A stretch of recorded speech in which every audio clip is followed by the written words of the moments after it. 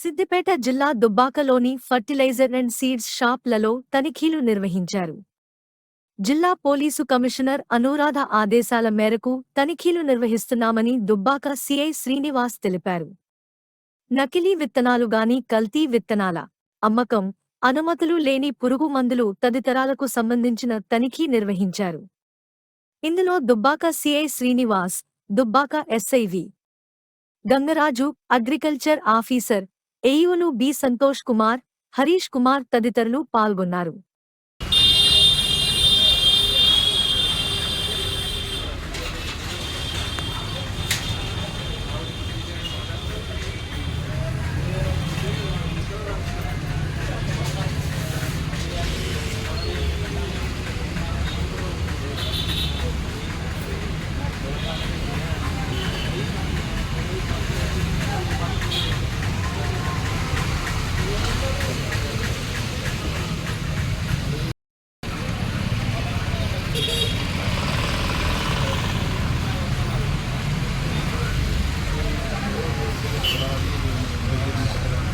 ఇలా మాత్రం అలాగే కర్ణ మాత్రం